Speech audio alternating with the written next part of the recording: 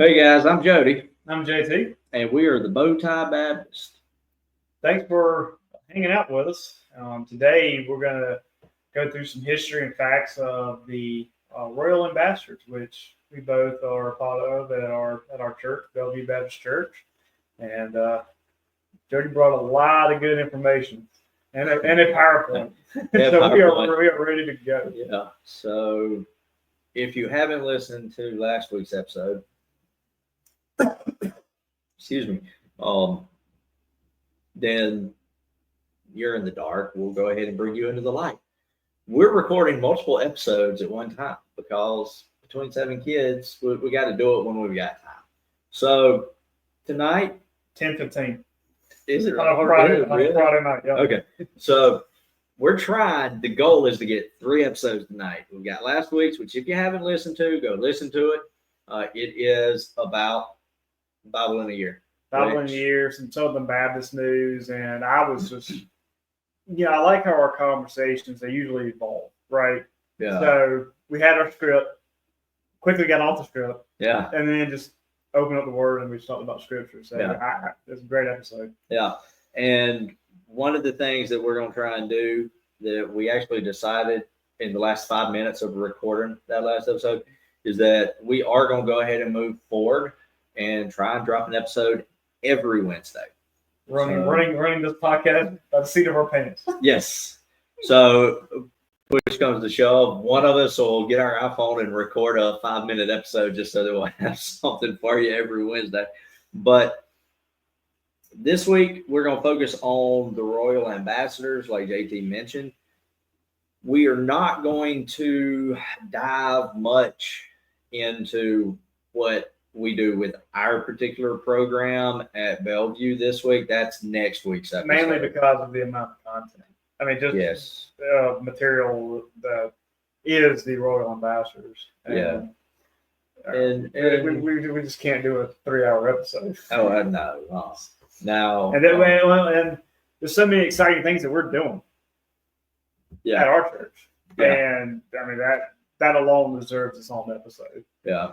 So we'll go ahead and dive into it. But first, like we mentioned in the last episode, we're going to kick off each episode with one thing that we have discovered that we didn't notice before, or something that we might have already known, but we decided to research a little bit from our daily study in our progression through the Bible in a year, which it's not too late for you to start. If you don't want to have to try and play catch up by this point, just start with day 1 today. It doesn't have to go January 1 to December 3rd. You wouldn't be the first. You would not be the That's first. exactly what happened to me last year. There are probably more people that do it that way than actually January 1st to February 31st, December 31st. But one thing that I just realized we didn't mention in the last episode is, when we're talking about that, is we were supposed to talk about how the plan we're following, we've been posting on social media that it is through or Bible in a year as it happened. Mm-hmm. Ish. Oh, yeah.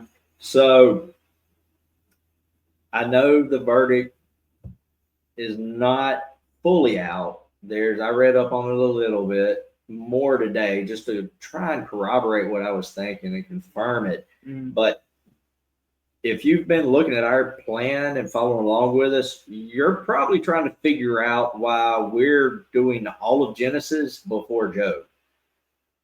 So I don't have an answer. Because most plans that are actually chronological, once you hit Genesis 11, you jump to Job, go through Job, then you pick back up with Genesis 12. And if you don't mind, I'm just going to share this. This is from the introduction to Job in my Bible. It says that there are 3 potential scholarly opinions of when Job was actually written. One of them is that it's an early reference. There's several options, but one of the reasons in particular is that the reference to silver as an item of monetary value exchange is mentioned, but there's a specific term I have no idea how to pronounce this.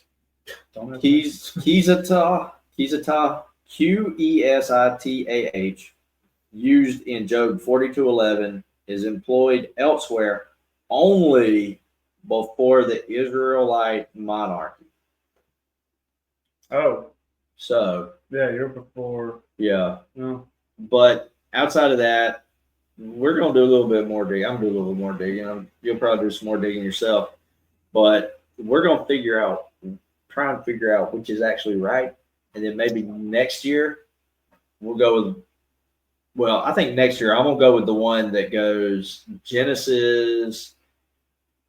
The first part of Genesis, then Job, then the next part of Genesis. Because the one we're following doesn't pick up with Job until after Genesis is over with. Well, this is a byproduct of reading. It is. Your chronological. Yes. You ask questions. Yeah. So that said, what's your one thing? Oh, okay. Well, if you watched the last episode, you saw how differently we did this.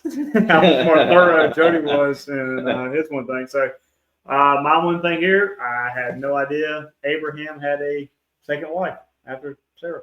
Yeah, and I'll be honest with you. No idea. And I just skimmed right over that myself. Yeah. Also, he had 6 children with her.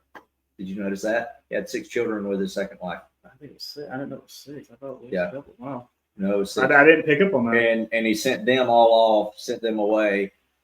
That's right. Yeah, 1. Yeah.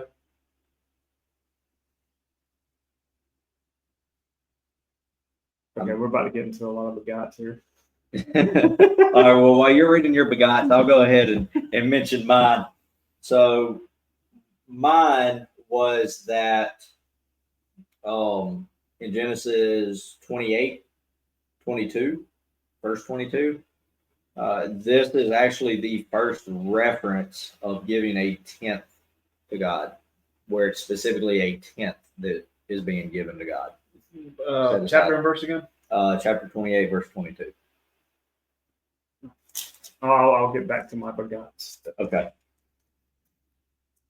But for those who didn't listen to the last episode, what we're doing is I challenged JT to do what I decided to do this year. Start a journal.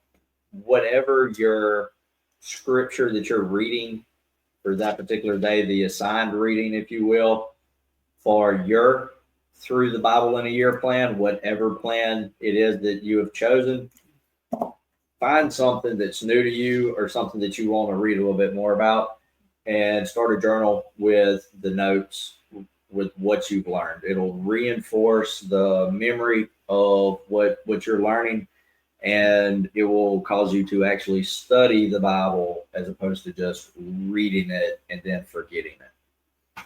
You got your begots? No, now I want to talk about the 10th.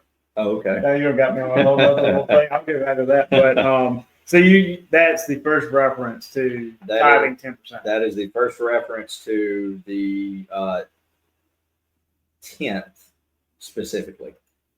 So you know what's very interesting that we should discuss or could discuss in the future? Is that a 10th off of gross or is that 10 off of net in today's application? That'd be an interesting conversation. Yeah, we're going completely off script here. Yeah,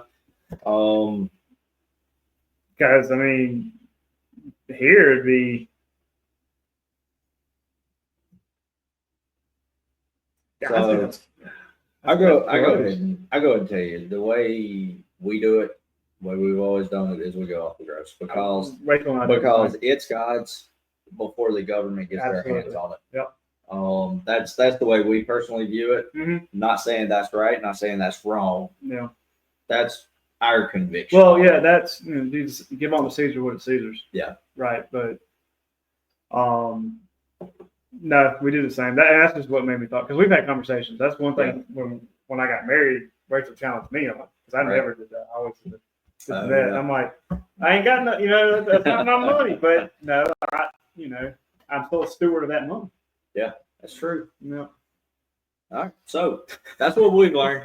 Share what you've learned in the comments below or send us an email at bowtiebaptist.com. And before we dive into the RA topic, go ahead and like, subscribe, follow, 5-star rating.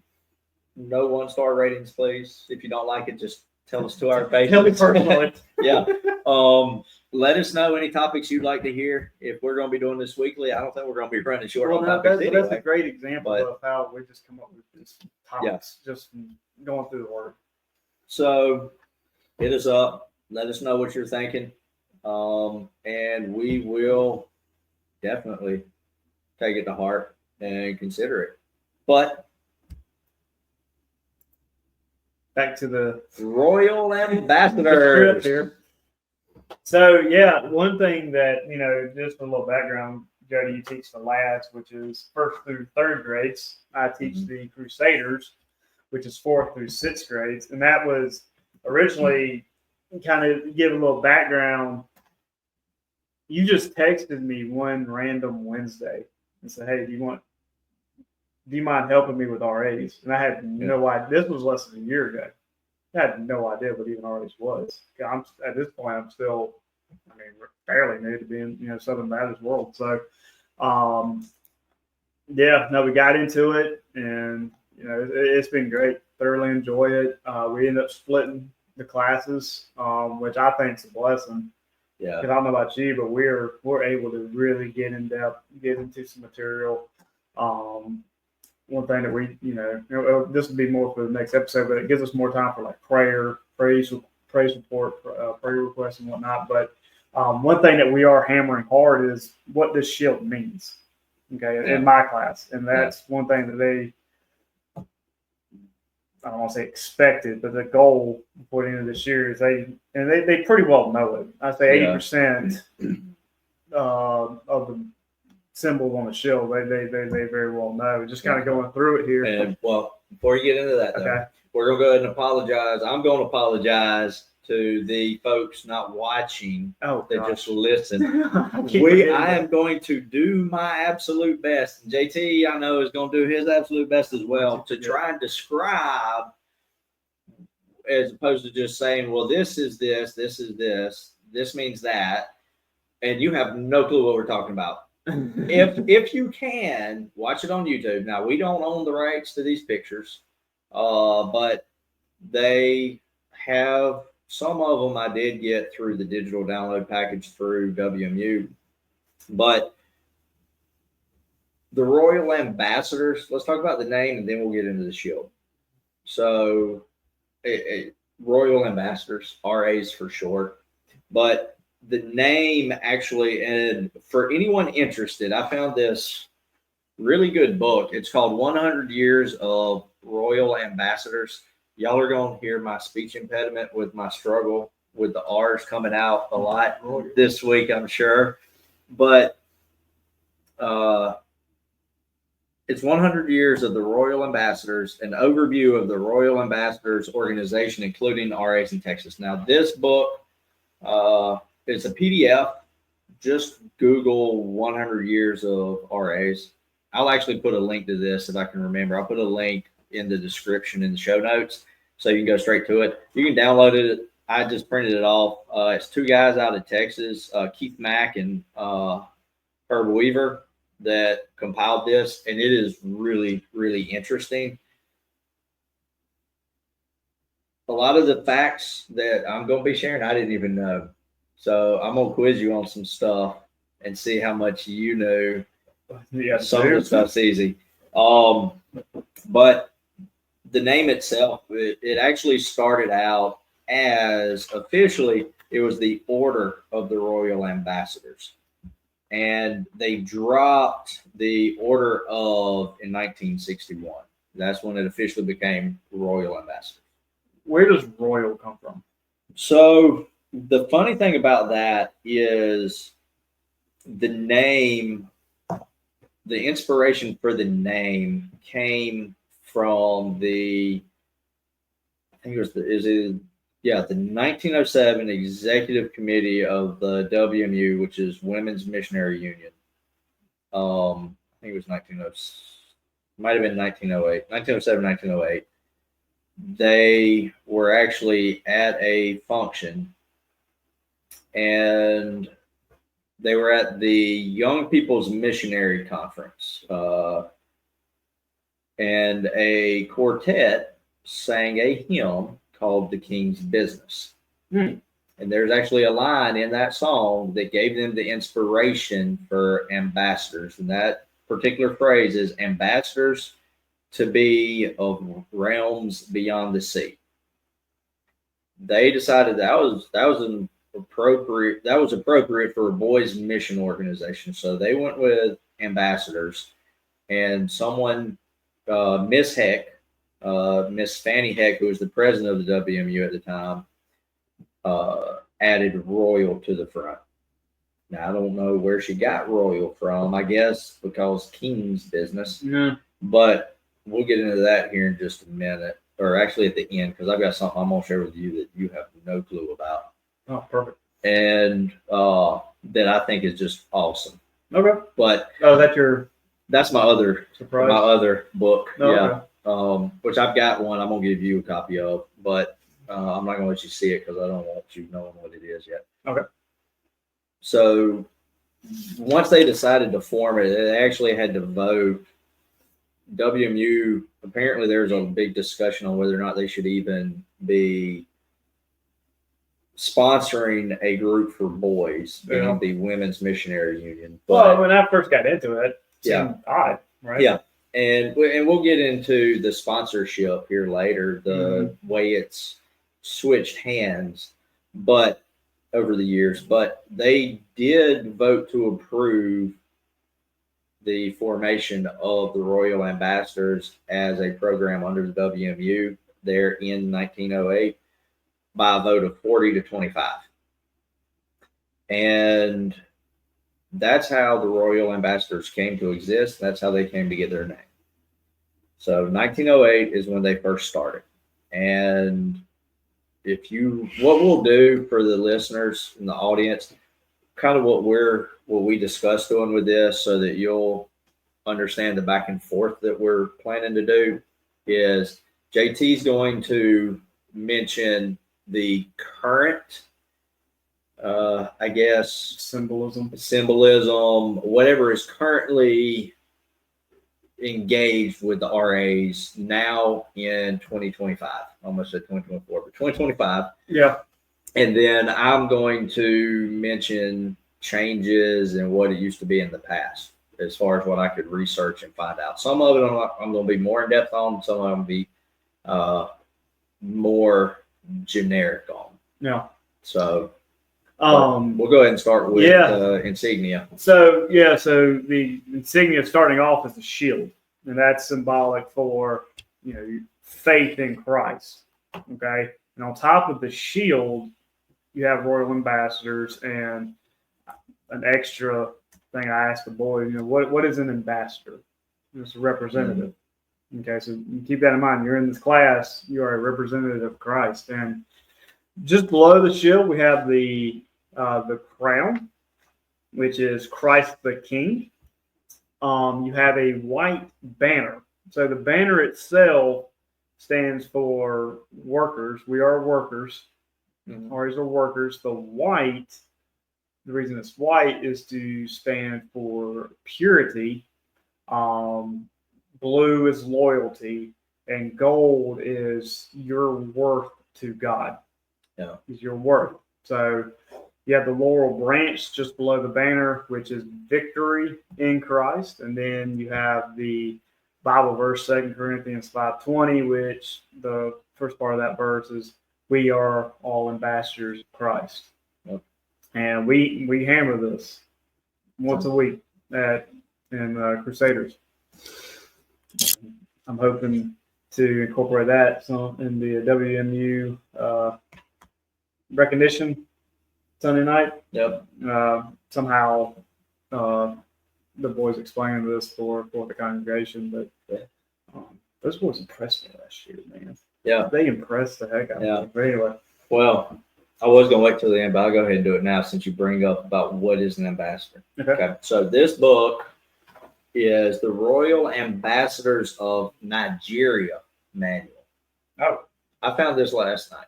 Okay. And this is really cool. I'll go ahead and give you my well, You can use that one to look through. I'm gonna give you the one that I didn't botch up the back on. But this is actually a commission and declaration that they opened up, I guess, all of their sessions with. I'm thinking I'm going to start opening lads up with this every week. This is actually based off of the original commission and declaration from 1908 that WMU came up with. So, A commission and declaration. yeah, so it's the back and forth. It's a question response thing. So the leader would say, "Who is an ambassador?"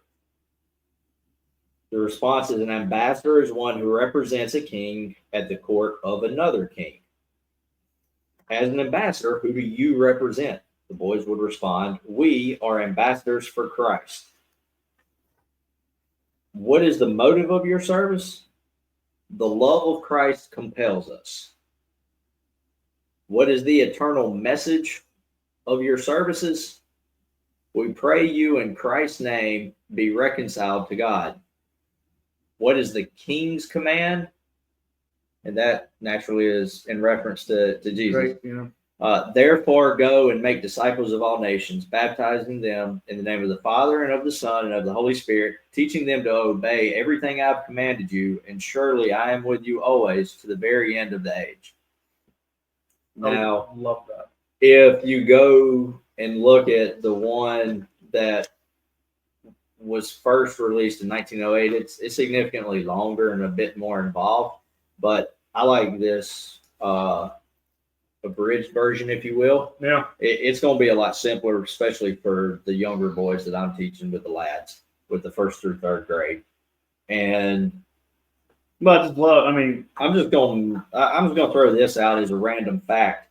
They actually mention here that the RAs in Nigeria, they trace back to a missionary who introduced their country, a Southern Baptist missionary, Southern Baptist Convention missionary, who introduced the Royal Ambassador Program to their country in 1920.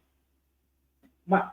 And they have their group, if you look them up on Facebook, they've got a lot of stuff. Theirs is way more involved and in-depth than what ours is now. Just looking through this little booklet, which anybody interested, just do a Google search for Royal Ambassadors of Nigeria Manual. And this is amazing. They have it. It's a PDF that you can download online. But look them up, do a Google search, and their uniforms are epic. Looks like I was looking for pictures, but like flip it over to the back. I just printed out some copies on the back. Oh, okay. But they wear, it's a blue. It looks like a junior ROTC naval uniform. Yeah, but it's navy. It's navy blue shirt, navy blue slacks. They have a navy blue overseas cap with the or overseas cover, depending on what branch you're in, the terminology you use. But it's navy blue with gold piping, and it's got the Royal Ambassador's emblem on it. And they actually don't use this emblem, which segues into my first little tidbit about emblems. So the emblem, we are currently on the 6th version of the insignia. The first version came out in 1908 when the Royal Ambassadors were first introduced. It has most of the same elements as the one you just described. It's styled a little bit different. The shield is shaped a little bit different. And the crown is noticeably different in its design. It doesn't have the Royal Ambassadors written across the top, and it doesn't have the ribbon across it with 2 Corinthians 5:20. But it does still say RA with the white band, the navy blue, the gold, the branch, and the crown. Now, I will mention this, and I don't know if you knew, I didn't know this until I was studying up on this, but do you notice how many points there are on the crown? 5, isn't it? There's 5. Yeah. How many sections are there in the pledge? Oh, yeah. So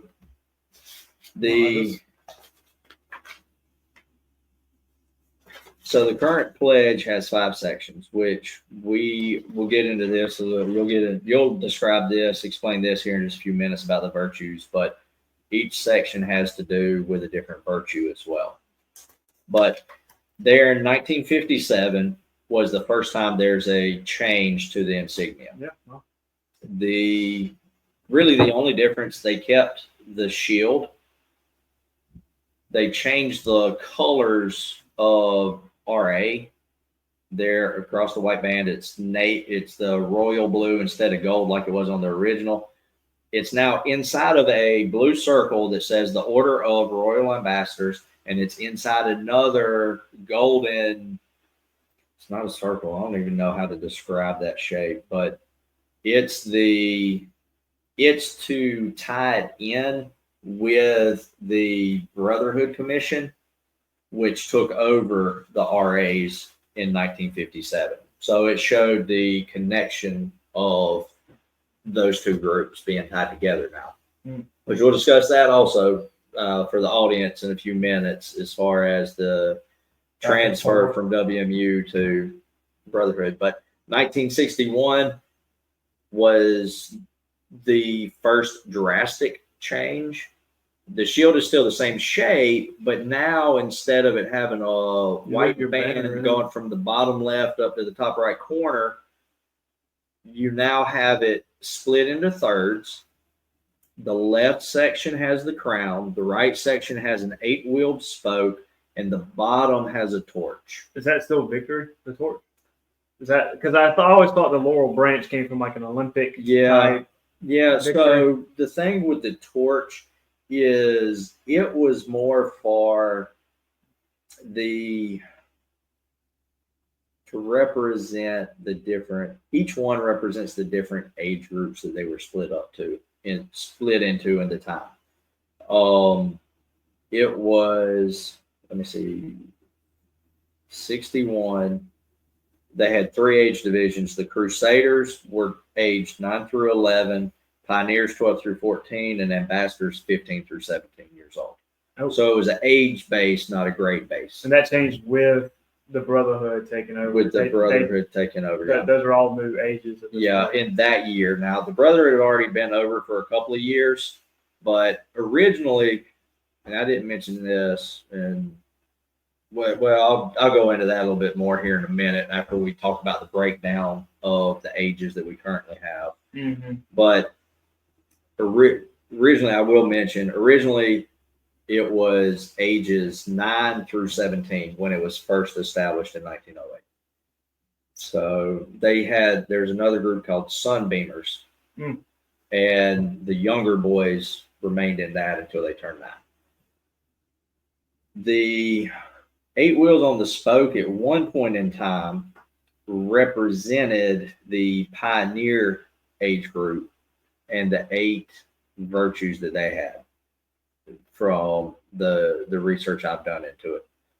Was there a pledge different? So if you go back, for context, the virtues come from each section of a pledge. Yeah. And so I'm wondering if it's actually, let me see if I can find it in here. There's actually a Pledge of Allegiance that was completely different. I'm just going to read this one. This was the one from, let's see, this one's, I think it's the same as what it was in 1908, but let me find it. I might not find it. Yeah. All right. So I'll just read this one to you. This is the one from 1933. I pledge myself to try to live worthily of the name of our order, to guard my lips against profanity and untruth, to keep my body clean and useful, to study the lives of noble ambassadors set forth in God's word and in world history, to give what I can to support missions and by every possible deed of service to help bring in Christ's kingdom. I assert my allegiance to Jesus Christ, my desire to live for him and serve him always.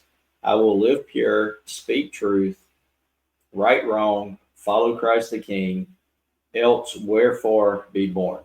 Now, this is interesting. There's a note here. The last 2 paragraphs, beginning with I assert my allegiance to Jesus Christ, you were only supposed to say that portion of the pledge if you were a born again Christian, if you had already professed Jesus is your Lord and Savior. Now, let me skip over in this book. So, the pioneers, the pledge did change in 1961 to what is almost, I think, identical to what we've got now. But we're going to talk about the pledge a little bit more in a minute, but I will mention this as far as the emblem. So the wagon wheel identifies the pioneer program. The 8 spokes of the wheel represents the virtues of the pioneer code found in 2 Peter 1, 5 through 7. So that's where the wheel comes into play. Now the torch identifies the ambassador program, and the lighted torch represents the light of the world, which was Jesus Christ. The laurel branch, which is still present, it's just been moved down to the bottom of the circle. So it's still there. And again, they kept all the colors, which that's actually one of 2 things, unless I overlooked something, there are only 2 things since 1908 that have not been modified or changed about the RA program. The first is the use of the colors. Gold, blue, and white has always been gold, blue, and white. Well, second, I would say the crown. The motto. Oh, the motto. The motto. Now, the crown, they've kept the crown. They've kept the 5-pointed crown since its inception, but the design of it has changed slightly over the years. The looks of it. Yeah. But the motto, 2 Corinthians 5:20, we are ambassadors for Christ, has been there since the beginning. And like I said, the colors, even the name of the organization itself has changed. It went from the Order of the Royal Ambassadors to just plain Royal Ambassadors there in 1961. But then in 1987, they removed that outer yellow bit. I'm going to see if I can find what that's called, how to describe that shape. Like a curved octagon. Yeah, almost. Let's see. And it's always had a shield, but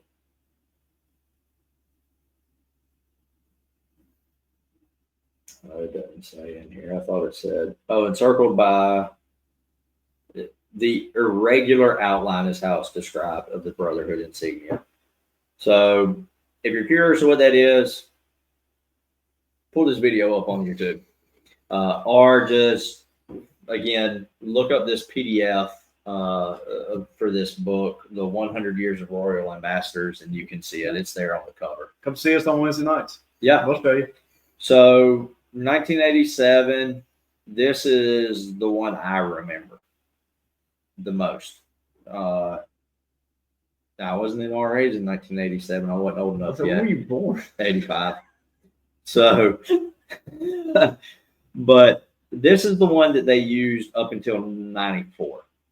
And again, it's the same symbol, same colors. They just tweaked it a little bit. They got rid of that irregular golden outline of it. But then in 1994, they had another drastic change. They went back to the original design, if you will, as far as what the shield looks like, with the white man from bottom left to upper right, the 5-pointed crown, and the laurel branch being a part of the shield as opposed to it being underneath as an element in the circle going around the shield. Yeah. And it's got Royal Ambassadors. It still has the circle going around it with Royal Ambassadors written on it. And then in 2003, they adopted the current version. So that's the story of the insignia and the colors. Now, you want to mention how this being an Easter egg? Yeah, well, it's a teaser for one of our goals that we see coming forth. Also, are we going to talk about the owner of this Yeah, we'll company? We'll go ahead and mention I'll let you go ahead and do that. All right. So if you're not watching this on YouTube, the image that we have up now is a bow tie that is gold with blue and white stripes on it. It's actually navy as opposed to royal, but it's still blue. And it's a sharp looking tie. It's, I think we've mentioned them before. The Cordial Churchman is the name of the company. Yeah, that was your dream guess. Yeah, that was my dream guess. That's right. But we'll go into details about this Easter egg next week when we're talking about what we're doing at Bellevue. So you'll have to check back then to know exactly what we're talking about. But just as a fun little fact, the owner of this company, of the Cordial Churchman, was a counselor. I think it was my last year as a camper at Camp McCall, which is the RA camp here in South Carolina. But so we put this up. We put this up because of the colors, to talk about the colors, which you've actually already mentioned. But if you just want to mention them again, what they represent. Yeah, so white being purity, the royal blue being loyalty, and gold being our worth to Christ. Sharp looking bow tie, and I will just say you're going to have some sharp looking young men. Yeah, and like I mentioned, this is one of the two things that has not changed since 1908. So yeah, I get a break. Your turn. So the RA motto: we are ambassadors of Christ, from 2 Corinthians 5:20, the first section of that verse. Again, every week we go through the shield, but that to end that section of the lesson, and what is 2 Corinthians 5:20? I mean that is rehearsed every single week. Yeah. So these boys know. And then what is an ambassador? Because I mean, not every young man knows what an ambassador is. Yeah, and I'll go ahead and mention. I know this is the second thing, but I just realized I had my other logo up in the top corner. Oh, yeah. I don't know who else noticed that, but not a big deal. But those anyway, of you who are listening. Yeah, those who are listening, you didn't know it. And but anyway, so the image that you see here is it's a postcard design. WMU now has a theme every year for the church year, which is usually September through August. So it actually runs from the end of one year through to basically autumn of the next year, or autumn to end of summer, if you will. And this is the 24-25 theme, which came from their digital download package, which we'll talk about that here in a few minutes. But this is bothering me. I got to get our logo up for at least half of the episode. I would have never noticed. But anyway, I appreciate you. Anyway, pitching the details.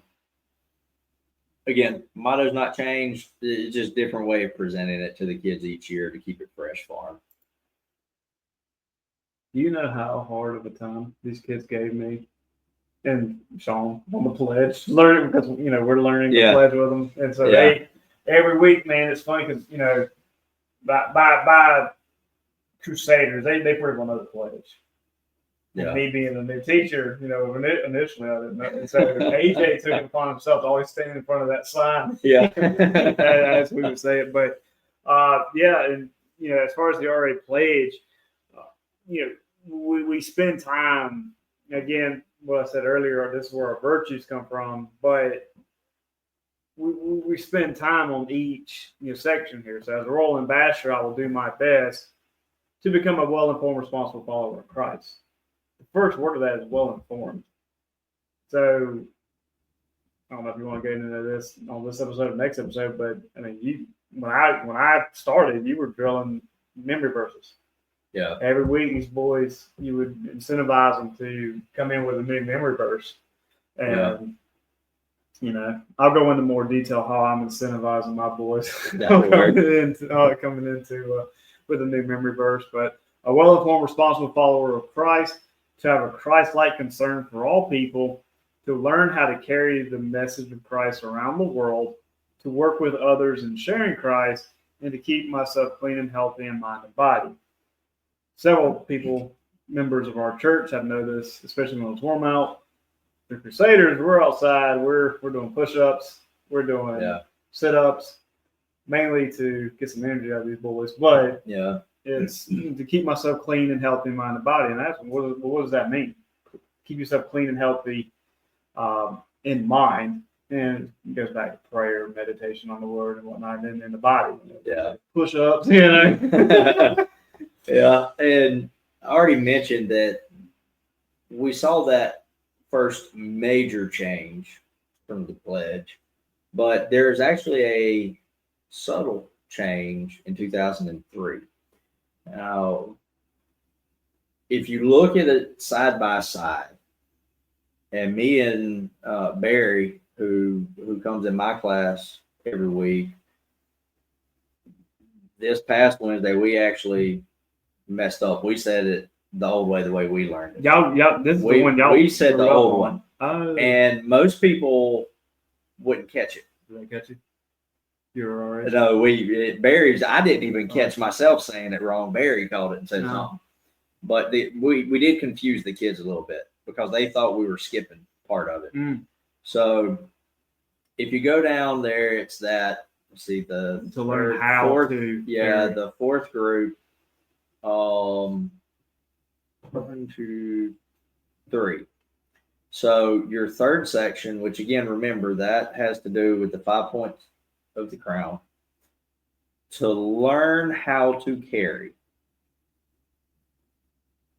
they added to carry.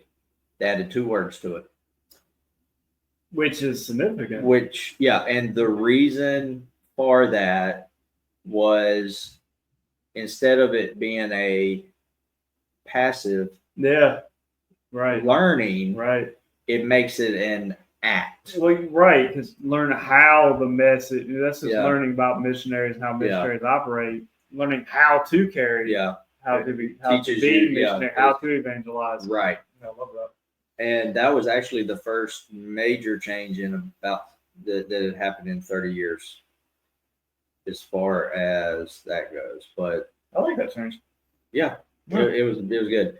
Now there's an article that said it was the first major change in 30 years, but you saw, the insignia it changed within that time frame several times. But going to the virtues. Yeah, going in again, each line of the pledge represents a virtue, and I see it as, from the lad to the Crusaders, I see it, the virtue slightly evolves a little bit. So from loyalty to faith, from friendship to compassion. Yeah. Right. So to become a well-informed, responsible follower of Christ, loyalty for the lad virtue, and to become a well-informed, responsible follower of Christ, faith being the crusader value, have a Christ-like concern for all people. Lad value would be friendship. Crusader value would be compassion, to learn how to carry the message of Christ around the world. I love that. Lad is courage. Yeah. The first step. And then I love the Crusader virtue, perseverance. And, I love how, the missionary books that we get, oftentimes it's through persistence that they attain or to get whoever the person of the passage is written about to the Bible study, to the whatnot. Yeah. Multiple times asking. So to work with others in sharing Christ, that is responsibility, lad virtue, and teamwork for Crusaders, and to keep myself clean and healthy in mind and body, lad virtue of honesty, and Crusader virtue of self-discipline, which is a big deal for a 4th through 6th grader. Very admirable. Yeah. And not really a whole lot historically wise to speak on this, but I am going to take this opportunity. I alluded to the 8-wheeled spoke that represented the pioneers for the virtues that were found there in Second Peter.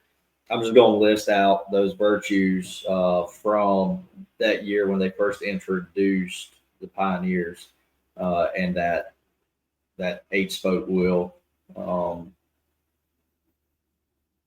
usage: faith, virtue, knowledge, self-control, steadfastness, godliness, brotherly kindness, and love.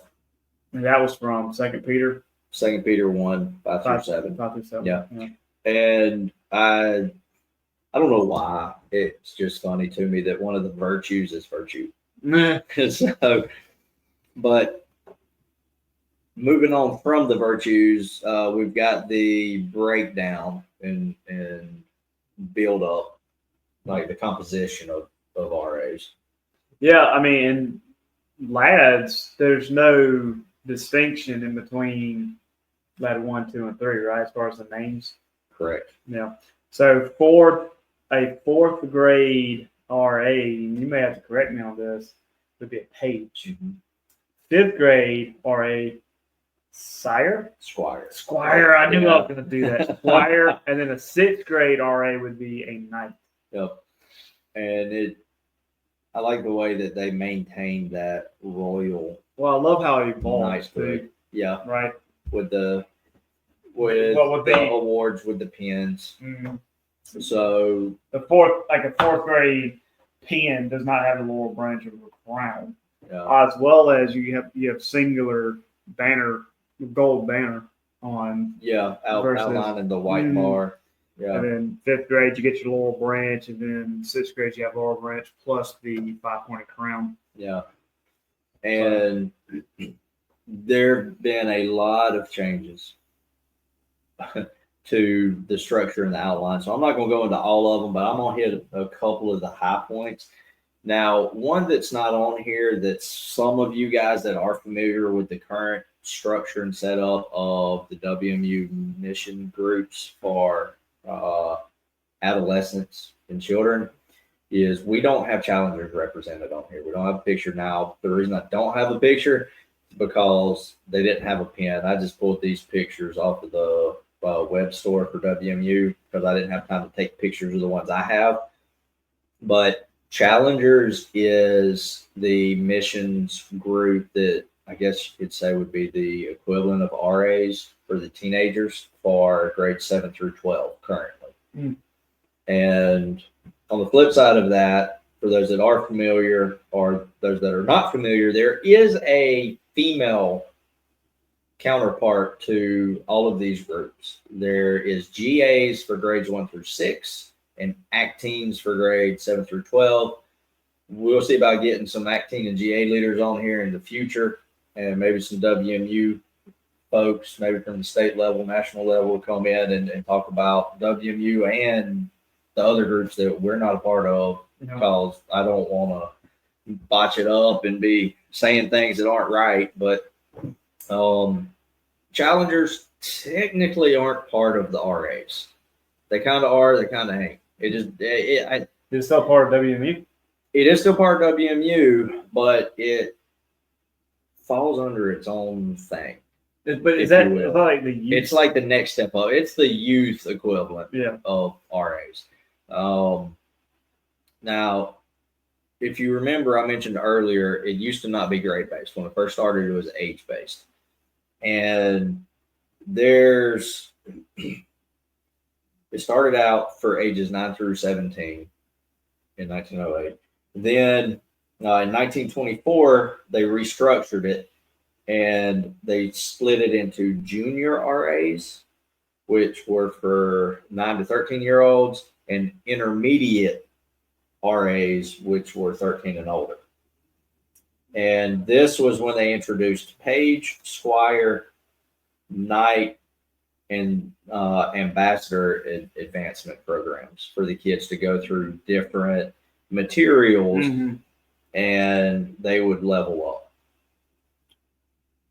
In 1957, they actually added a candidate an ambassador extraordinary, and ambassador plenipotentiary. Oh, good luck. I should have let you say it. Yeah, gosh. All right. 1960 was the first time that we saw the three different age divisions, which was when they changed the insignia, and you had your Crusaders for 9, 10, 11-year-olds. Pioneers were 12, 13, and 14. And then your ambassadors were 15 through 17. Okay. And then in 1970, you had your two groups, which were Crusader and Pioneers.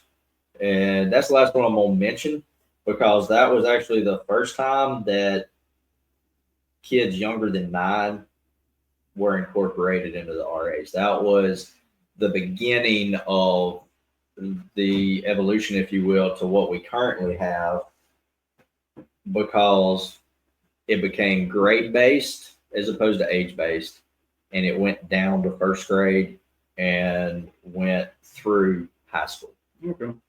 But there's a lot more. You can go a lot more in depth with that if you want to. But for the sake of time, we're not. So now we'll get into the sponsors of RAs. Yeah. Again, and Women's Missionary Union. Yeah. I mean, that caught me by surprise when I first started learning about RAs. Yeah.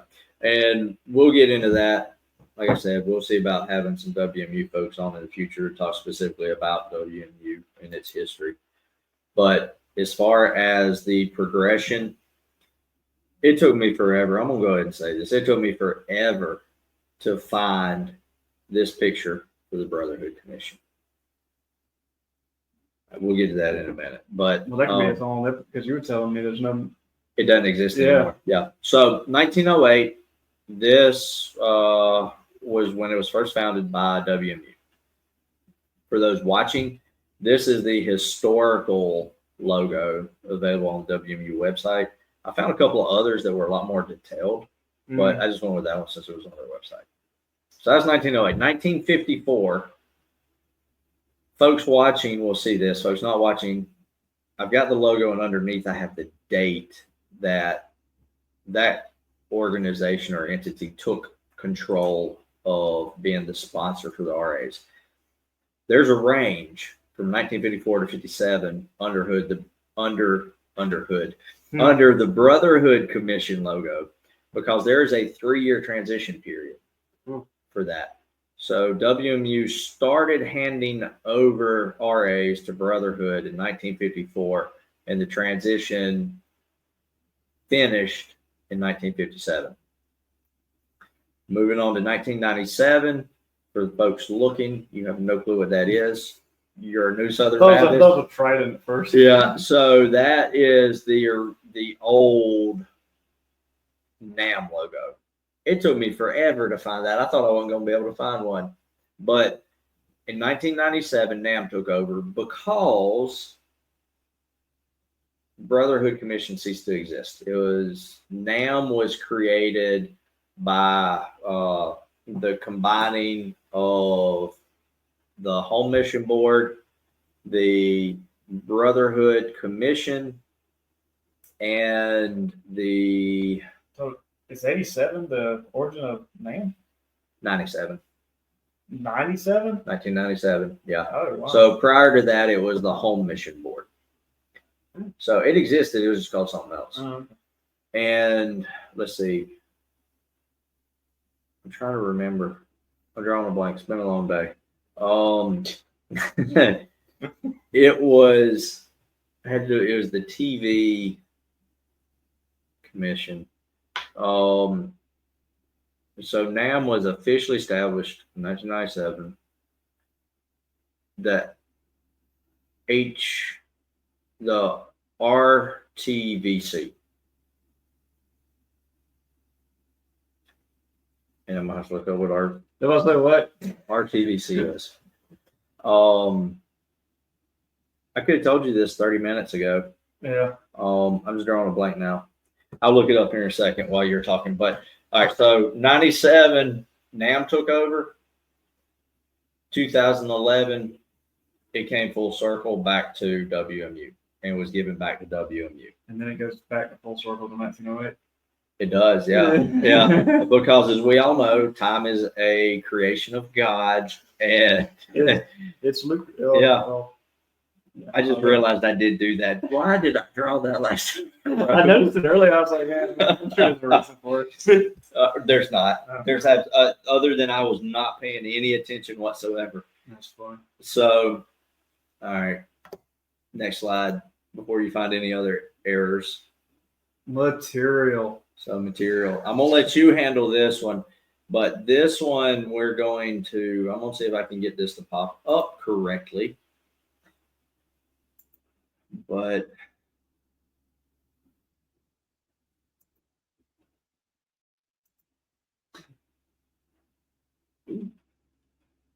so here we have. I've been to this because we were looking at. So you can go to the WMU store. For anybody who's served on Wednesday nights, leaders. I mean, you can look through this because it's one of the rewards. For example, there's plenty of RA swag here. The kids call it now.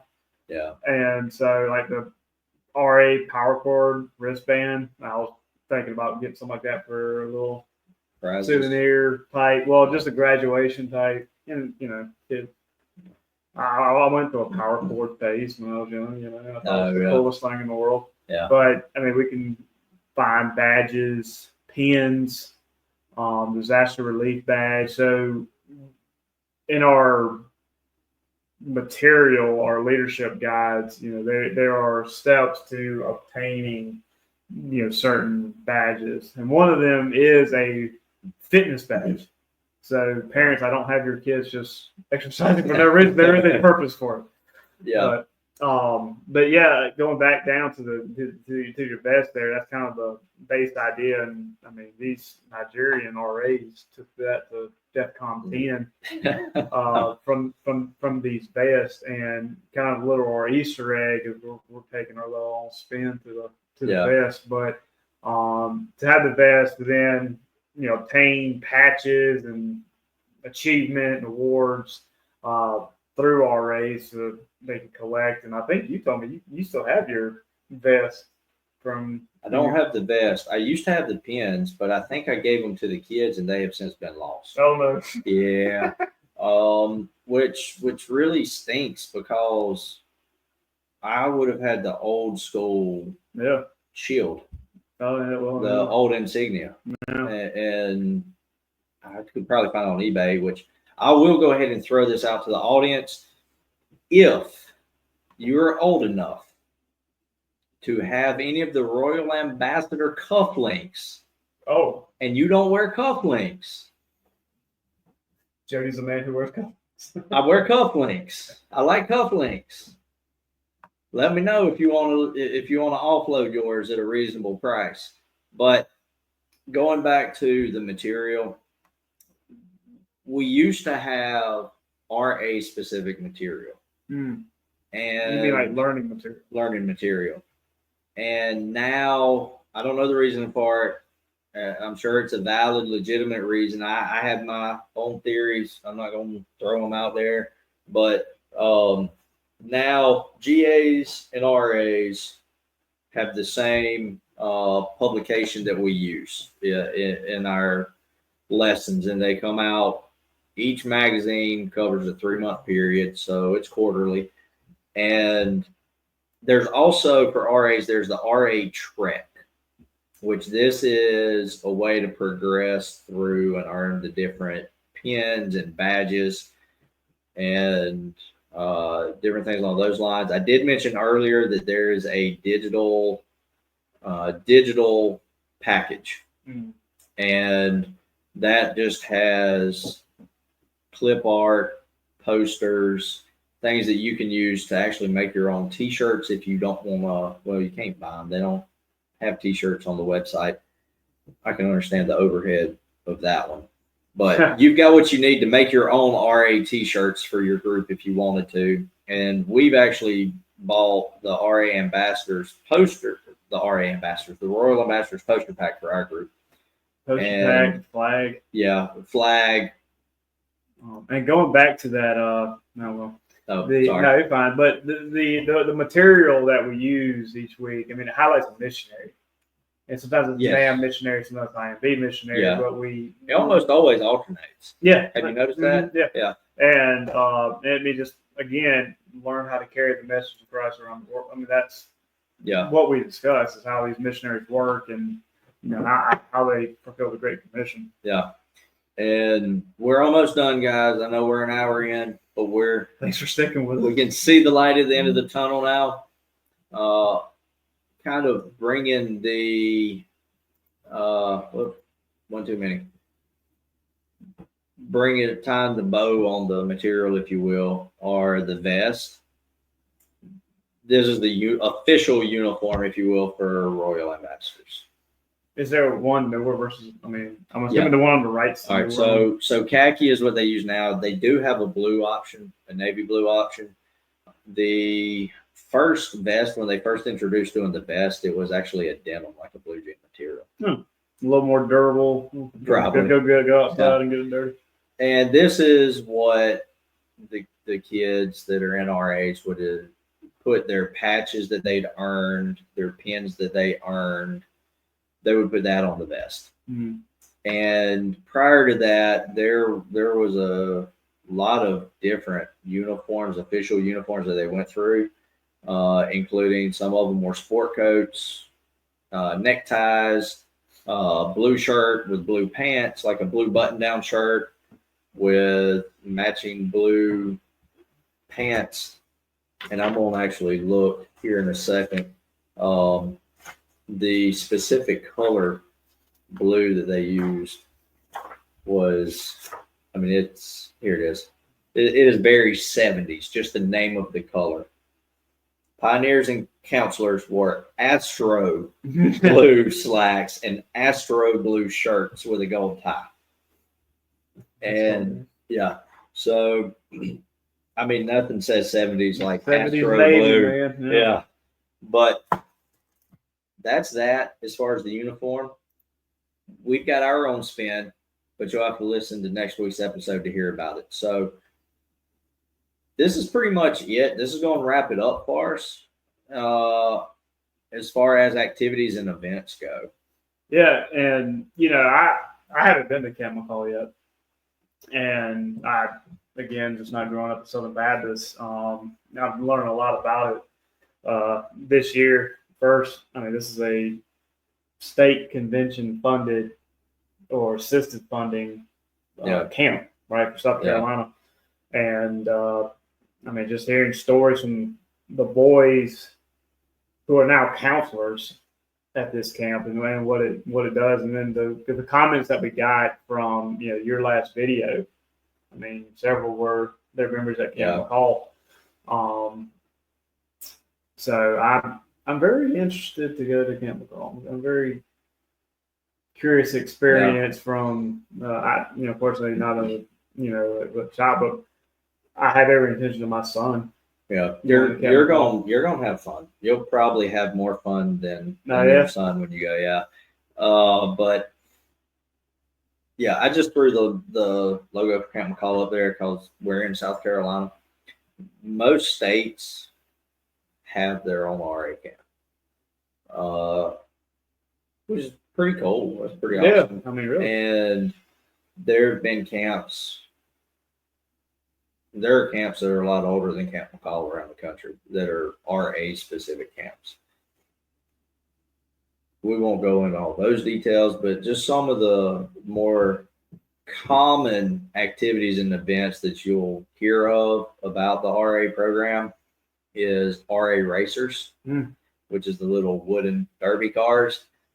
And we're getting ready to order and start making those at our church for the next event that I don't know about other states, but I remember when I was in RA's field day, went to field day every year. It was at Connie Maxwell when I was a kid. We'd go, you do the RA Racers, the first part, have lunch, and then you do the field events like baseball throw for distance, football throw for distance, 100-yard dash, the speak off, which basically you give a speech. And whoever gives the best speech wins. Yeah. And they prepare for this, or is this? Yeah, because I did it one year. Okay. So you got something prepared. Yeah. Okay. Yeah. And these kids are going to be. Yeah. and you so you would pick a couple of I don't remember how many we could pick, probably 3 or 4 out of the list, and you could compete in those 3. Oh, okay. Now everybody got to do the RA racers, yeah. But as far as the other events, you just picked. Otherwise, you'd be there literally all day, all night, trying to get everybody through the lines. But how many kids you got that? I don't even know. It was a lot. Hundreds. I would say it was in the hundreds, if I had to guess, but I don't remember. I was just a little kid. Yeah. My focus was on how far I could throw a baseball. Haven't done field day. The only field day I ever did was in kindergarten. Oh yeah. Mm-hmm. But I still remember it was awesome. We'll go ahead and give a tease. We're bringing back field day in South Carolina. Yeah, no, very excited about that. Oh, and I do want to make this plug. We reserved spots for Camp McCall. Yes. And we've been giving it to our RA program. I mean, and our Wednesday nights, informing parents and whatnot. I did have someone who hasn't been coming Wednesday nights, but they wanted to see about getting their son to go to Camp McCall. So anybody listening to this, if you want your son to be a part of Camp McCall this year, come see Jody and myself at church and give you information that you want to know. And help you out. And you don't have to go with Bellevue. Yeah. So you don't have to go as a part of a church group. So you can go individually. So if you're not attending Bellevue and you want to go, look it up. Now they do sell out pretty quick. The week we're going, we're going to the Alpha Camp, which is a 3-day camp that required chaperones to go with them. It was the first one to sell out, and it sold out within a couple of days. Yeah. Like I reserved. You called me, and then the next day it sold out. Yeah. So if you can go. You will not regret it. Though I'm gonna give them another plug.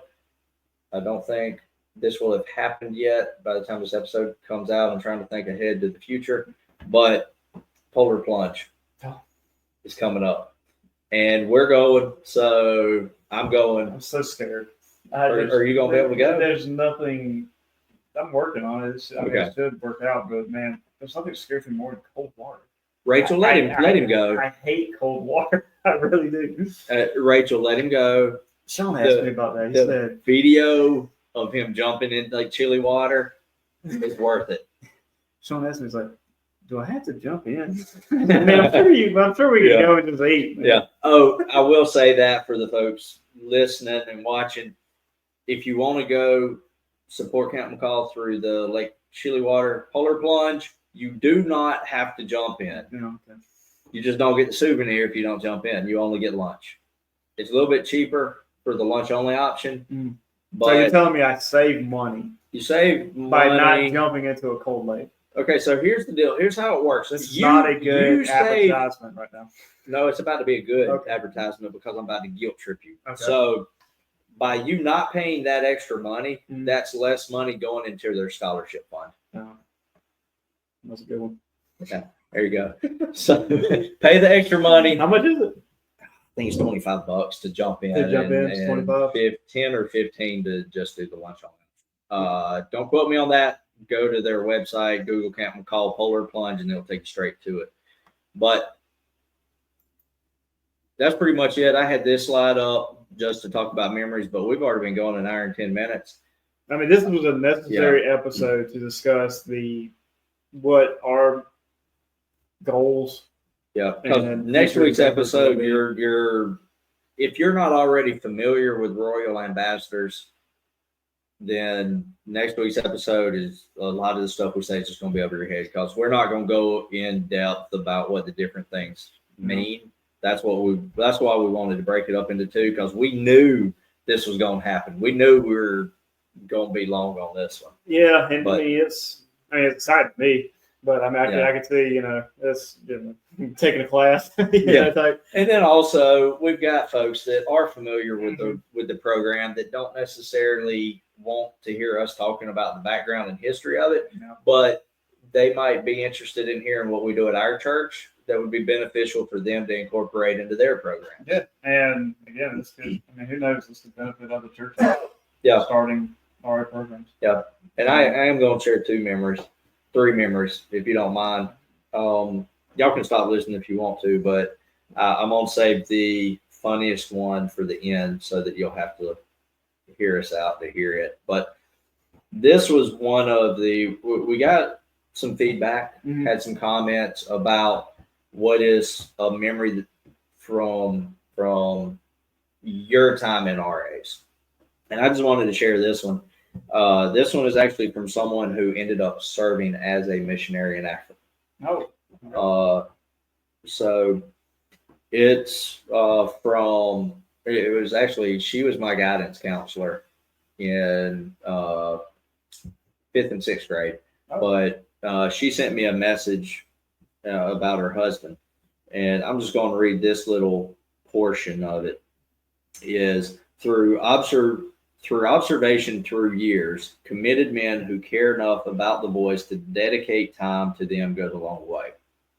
Mr. David, which is her husband, David Humphreys, Mr. David's life was strongly influenced by RA leaders, especially after his father died when he was young.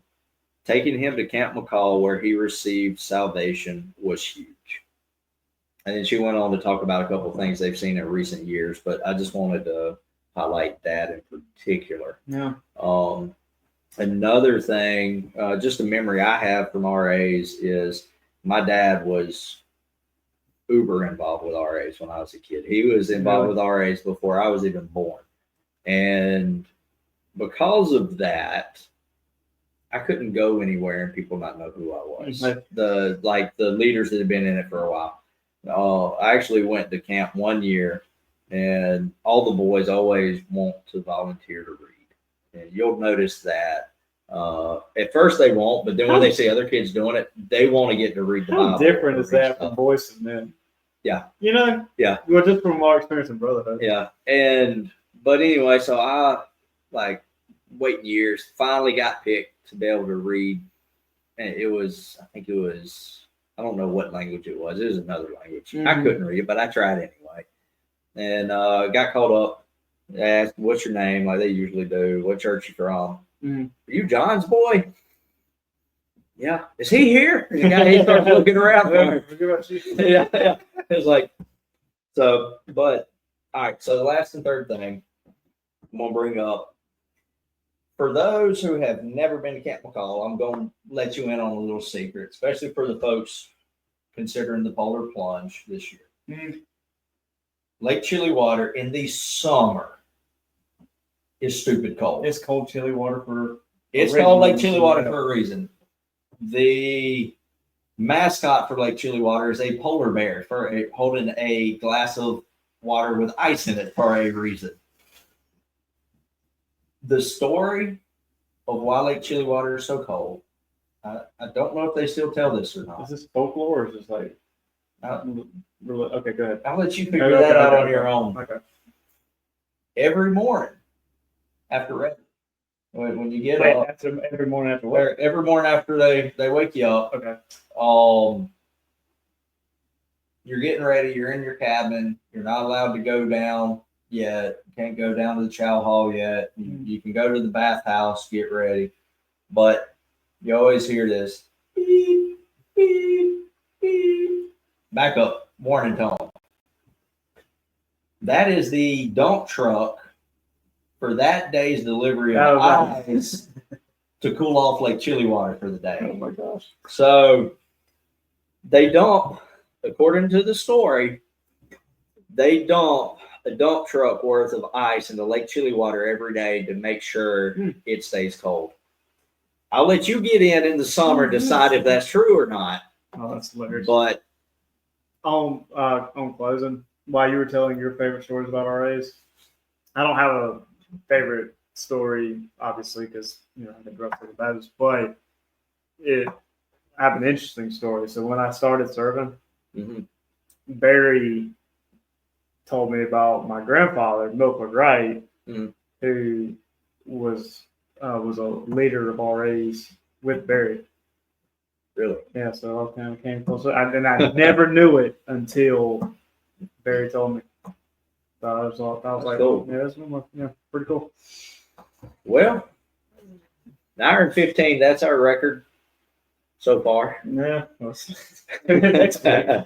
Tune in next week, and we will let you know how all of this is being applied in the Bellevue RA program in Bellevue, South Carolina, Lawrence, South Carolina, at Bellevue Baptist Church with our groups. And So come hang out with us. yeah, until next Wednesday, keep your nose in the book. That's a good one. Yeah, Keep your nose in the book. and take notes and study it. And we look forward to seeing you again and hearing from you. Yes, please. Give us your feedback. We'd love to hear from you. Thanks, guys. See you. Thanks.